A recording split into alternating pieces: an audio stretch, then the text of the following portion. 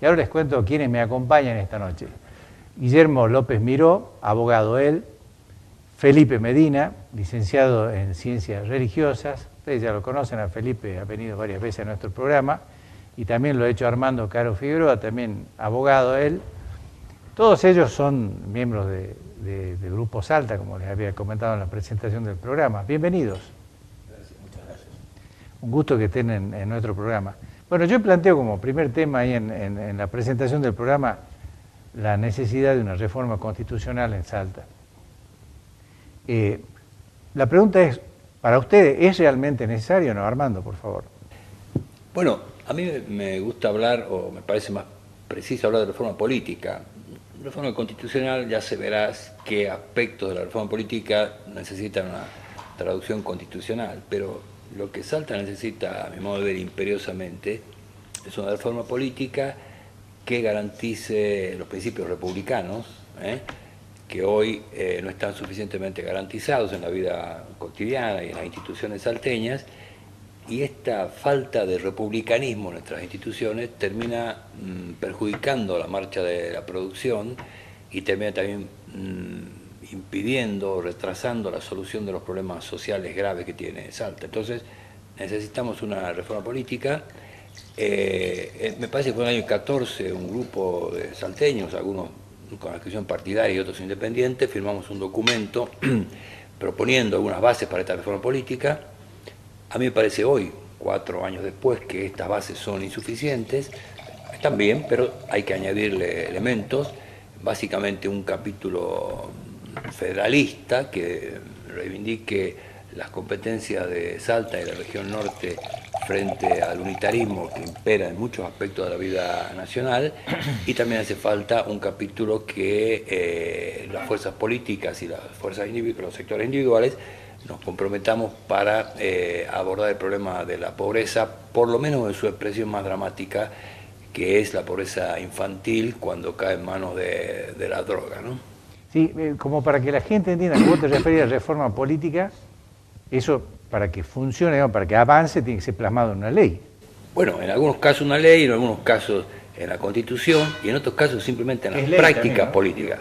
¿Está claro? Y lo otro son las prácticas políticas. El saneamiento de la vida política no se traduce necesariamente en normas jurídicas, sino se refiere a compromisos de buenas prácticas, de buenas costumbres, incluso entre la clase política, aprender a dialogar entre nosotros sin insultarnos, sin descalificar. La tolerancia, la ética, la moral. Por ejemplo, claro, lo que se llama amistad cívica, así, la cordialidad, que yo le aprendí también a Felipe alguna vez que se me quedó grabado, son cuestiones que mejorarían la calidad de la República salteña y que a veces no requieren una reforma constitucional. Por eso a mí me parece que es mejor hablar de la reforma política. ¿Qué debemos cambiar para que el Estado y la sociedad funcione mejor? ¿Y qué es lo que proponían o qué es lo que proponen cambiar? Bueno, porque sin lugar a dudas... Hay un documento público de eso, ¿no? No se puede cambiar todo de golpe, pero bueno, ¿cómo? No sé, me acuerdo, creo que lo firmaron acá incluso. Exactamente, sí. Pero no, yo la verdad que no lo volví a repasar al tema, pero es como que yo entendí en ese momento como que hay muchas cosas y como muy de golpe, ¿no? Como, bien, sí. Como que por ahí un poco habría que ir, no sé, organizando algunos puntos en particular, tratar de determinar tal vez qué es lo que podría tener para la comunidad, digo, una mayor, un interés de mayor urgencia o de mayor inmediatez. Pero creo que un poco hay que definir eso, hay que definir también un acuerdo de partidos políticos, y los partidos políticos hoy están bastante golpeados, digamos. A mí me parece que uno de los acuerdos necesarios entre los partidos es construir una agenda de prioridades dentro de la provincia, porque se imponen agendas políticas a nivel nacional, a nivel provincial, con temas que no son importantes, pero sí distraen la atención de la gente en los problemas que son más urgentes. Y los problemas urgentes son prioritarios, son las necesidades de la gente. Hablamos de la pobreza, hablamos de la pobreza infantil. En Salta hay estadísticas gravísimas del Hospital Papa Francisco. El índice de muerte de chicos que no llegan a nacer, está en un promedio de 28 por mes. Esto lo hizo la cooperadora asistencial, solamente el hospital, de lo que se sabe, y muchos por problemas de nutrición intrauterina, de nutrición de las madres, tema de droga, y estamos hablando de un sector cercano a la ciudad, no estamos hablando del monte, sino hablamos de la ciudad misma. A ver si llegamos, disculpa, sí. Felipe, a ver si llegamos a avisorar los porqués de la cosa, ¿no? Por ahí muchos coincidimos en el diagnóstico, pero si no sabemos la razón y no encontramos el cómo solucionarlo, vamos a seguir siempre hablando de lo mismo, digamos, ¿no? Digo, yo digo, este país no es un país subdesarrollado, es un país subadministrado. Por eso es un país deficitario, es un país que esté endeudado, es un país que, hablando con simpleza para los que no saben economía y no tienen por qué saberlo, es un país donde se gasta más de lo que se tiene. Es un país que gasta más dinero del que realmente tiene. ¿Y por qué gasta más?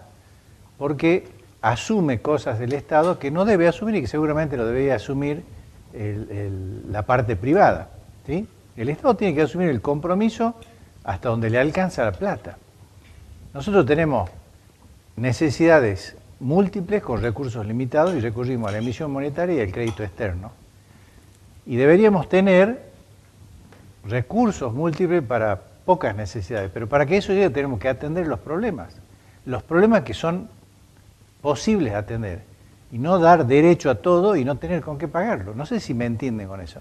Por eso que hay tantos chicos pobres y tanta pobreza, porque hay plata que va para otro lugar donde queda muy bonito darle derecho a la gente A, pero siempre destapando un agujero donde alguien sufre el problema y seguramente más necesitado. Entonces, ¿cómo darle solución a eso? ¿Cómo decir, bueno, a ver, paremos? ¿Cómo dejamos de gastar más de lo que gastamos y gastemos solamente lo que tenemos para gastar? Y asumamos las prioridades. Yo digo, tomo tus palabras, Guillermo, son muchas cosas las que plantea el documento que hicieron, estaba Julio San Millán, vos, algunas otras personas.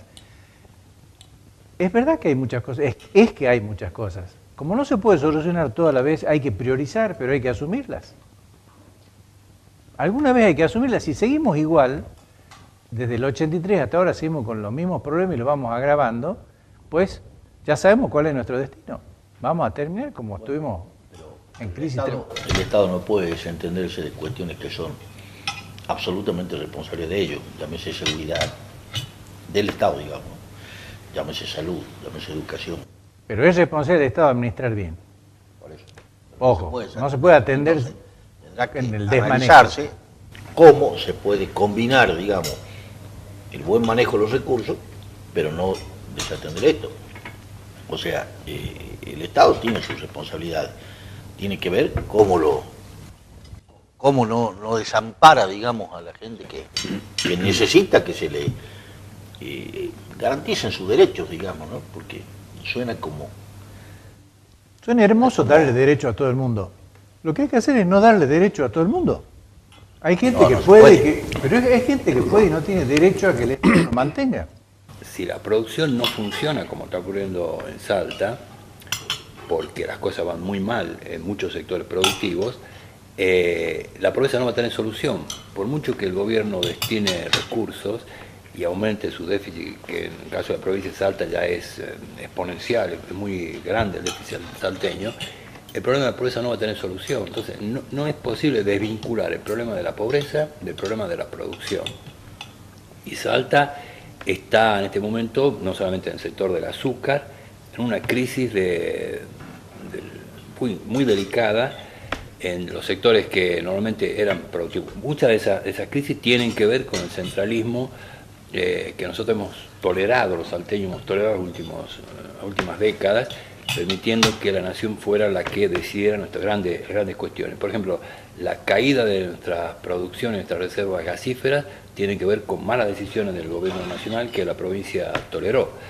Los problemas del costo salteño, lo difícil que es y lo costoso que resulta producir, sobre todo agroalimentos. Producir y transportar.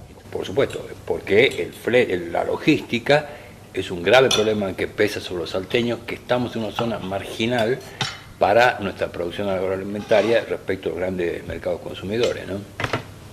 Bueno, de todos modos, yo insisto, yo Guillermo, te quiero aclarar, no digo que el Estado debe desatender los temas que son de su incumbencia. Al revés, quiero poner el acento en que el Estado debe atender y debe hacerse cargo de las cosas que le corresponden, pero no de las que no puede. Yo creo como... Mira, te doy un ejemplo, y ya con esto tengo que ir a un corte y te escucho. Suponete ahora hay un proyecto de ley de despenalización del aborto. Y aparte, entre comillas, con atención gratuita en los hospitales. No se va a discernir si quien aborta, suponete que se apruebe el tema este del aborto, despenalizar el aborto, y el Estado va a asumir el costo de todos los abortos que se produzcan en el país. ¿Sí? ¿Con qué recursos? ¿Y a quiénes? A los que tienen posibilidad de pagar ese aborto también, y a los que no tienen también. Esa es mi pregunta. Porque si vos seleccionás a quienes les da y a quienes no, ya ocurrió con las jubilaciones de las amas de casa. Con las jubilaciones de amas de casa se jubiló un montón de gente que no tiene necesidad de ese ingreso mínimo y le quitó dinero a los que realmente necesitan. Una cosa totalmente descabellada.